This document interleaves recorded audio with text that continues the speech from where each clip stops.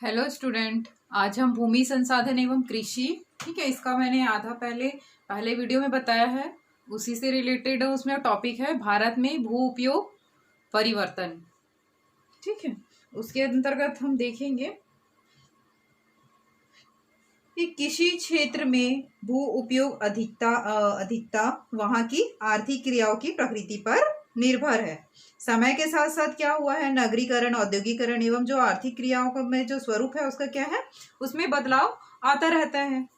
ठीक है, तो भू उपयोग किसी भी राष्ट्र की समृद्धि एवं आर्थिक क्रियाओं को समझने का एक माध्यम हो सकता है। भू उपयोग को प्रभावित करने वाले अर्थव्यवस्था के 3 परिवर्तनों को समझना अति आवश्यक है, जो संभवतः निम्न है। मैंने यहाँ पे बोर्ड में लिखा है। पहला है उसी में रिलेटेड अर्थव्यवस्था का आकार। ठीक, ये अर्थव्यवस्था का आकार। दूसरा है अर्थव्यवस्था की संरचना। तीसरा है भूमि पर कृषि का दबाव। ठीक है, तो ये अर्थव्यवस्था का जो आकार है, अर्थव्यवस्था के आकार को क्या है, उत्पादित वस्तुएं एवं सेवाओं के मूल्य के रूप में आंका जाता है। ठीक है, वस्तु का जो उसका उत्पादित वस्तुओं का जो सेवाओं के मूल्य के रूप में उसको आंका जाता है। ठीक, समय के साथ अर्थव्यवस्था के आकार में वृद्धि होती है। ठीक है, यह वृद्धि क्या हुआ है, जनसंख्या में वृद्धि, बदलते आय स्तर, उपलब्ध प्रौद्योगिकी तथा अन्य संबंधित कारकों पर निर्भर करती है। इससे क्या होता है, भूमि पर जनसंख्या का दबाव बढ़ता है और सीमांत भूमि का भी प्रयोग यहाँ पे होने लगता है। ठीक है बच्चों, ये स्पष्ट हुआ। उसके बाद हम देखेंगे दूसरा, अर्थव्यवस्था की, ये है अर्थव्यवस्था की संरचना। अर्थव्यवस्था की संरचना क्या हुआ है, ठीक है, अंतर में देखेंगे अर्थव्यवस्था की जो संरचना में क्या है, परिवर्तन आता है। ठीक है, जो प्राथमिक क्रियाओं की अपेक्षा क्या हुआ, द्वितीयक एवं तृतीयक क्रियाओं की अधिकता तेजी से उन्नति करने लग गई है। प्राथमिक क्रियाओं में क्या होता है, कृषि कार्य वगैरह होता है ना, खेत वगैरह कृषि कार्य, वैसी तो द्वितीयक कार्य एवं तृतीयक कार्य में क्या, उद्योग धंधे वगैरह सब आ जाते हैं। ठीक, तो जो द्वितीयक कार्य और तृतीयक कार्य है उसमें क्या हो गया, इसमें उन्नति होने लगी, तेजी से उन्नति हो रही है। तो इस प्रकार में परिवर्तन क्या हुआ, भारत जैसे विकासशील देश में अधिकता देखने को मिल रही है। इस प्रक्रिया में कृषि भूमि गैर कृषि भूमि में परिवर्तित होती जा रही है। इसका कारण है कि नगर फैलते हैं और गांव की इमारतें नगरों के आसपास की कृषि भूमि पर बनाई जाती है। ठीक है, जो कृषि भूमि है वो भी क्या हो रहा है, वहां पे धीरे धीरे नगरों का बसाव, वहां पे बड़ी बड़ी इमारतें इत्यादि का क्या हुआ है, वहां पे निर्माण हो रहा है।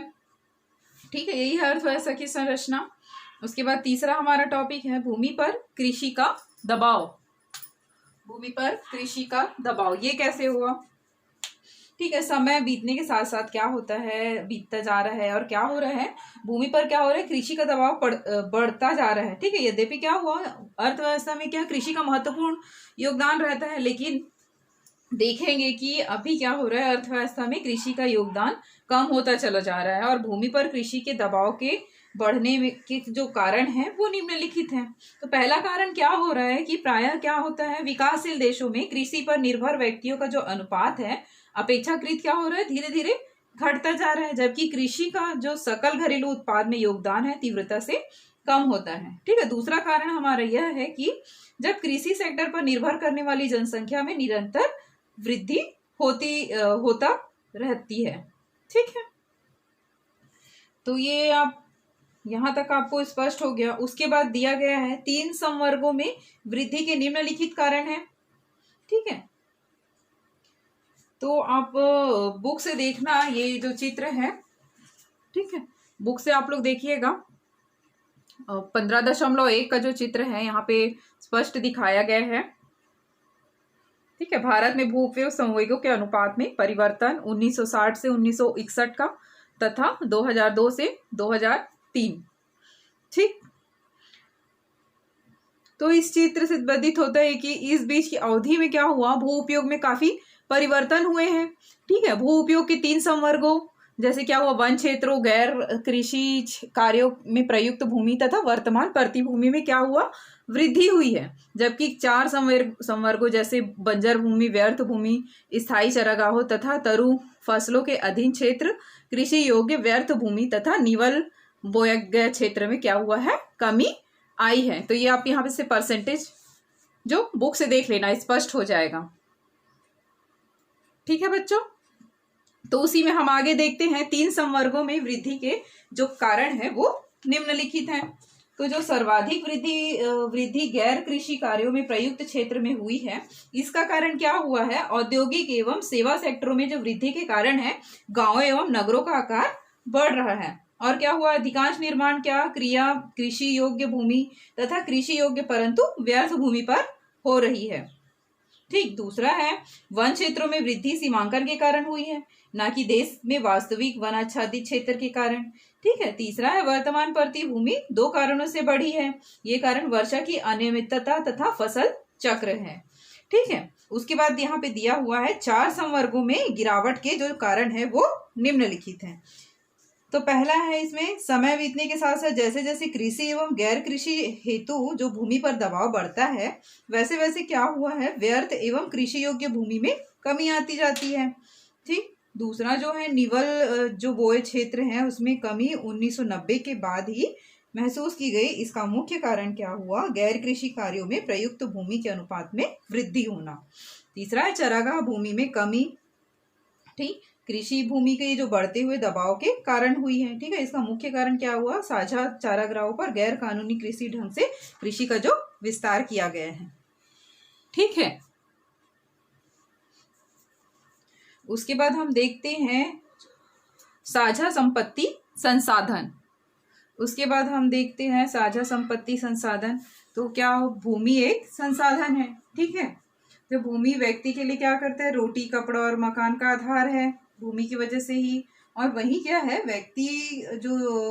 वही व्यक्ति रूप में भी इस संसाधन का मानव के लिए अत्यंत उपयोगी है। ठीक है। समाज में क्या हुआ? प्राचीन काल से ही क्या भूमि पर स्वामित्व की परंपरा रही है।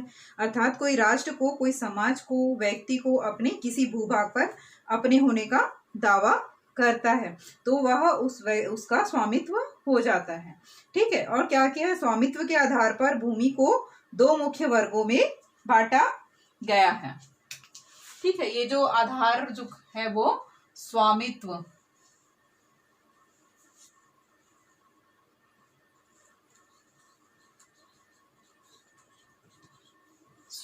के आधार पर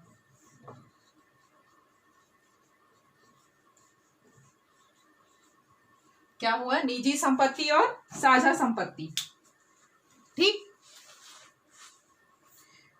उसमें बांटा जा सकता है। तो निजी जो भू संपत्ति है किसी एक व्यक्ति या क्या होता है कुछ व्यक्तियों की निजी संपत्ति होती है। ठीक है। साझा संपत्ति पर क्या होता है? राज्यों का जो क्या होता है? अधिकार होता है और इसे क्या सामुदायिक उपयोग के लिए रखा जाता है। यह संपत्ति पशुओं के लिए चारा, घरेलू उपयोग हेतु ईंधन, लकड़ी तथा साथ ही साथ अन्य वन उत्पाद जैसे क्या हुआ? फसल, रेशेगिरी, औषधि पौधे आदि क्या होता है? उपलब्ध कराता है। यहाँ क्या भू समाज के कमजोर लोगों के लिए वह महत्वपूर्ण होती है क्योंकि इसी भूमि पर पशुपालन से प्राप्त आजीविका पर निर्भर करते हैं ये लोग। ठीक है। तो जो साझा संपत्ति संसाधन पर सभी का जो अधिकार होता है वो साझा संपत्ति को सामुदायिक वन, चारागाह, ग्रामीण जलीय क्षेत्र, अन्य सार्वजनिक स्थान साझा संपत्ति संसाधन के क्या है? उदाहरण कहे जा सकते हैं। ठीक है। उसके बाद हम अगले वीडियो में हम देखेंगे भारत में जो कृषि भू उपयोग है उसका टॉपिक। ठीक है। भारत में कृषि भू उपयोग उसका हम अध्ययन करेंगे।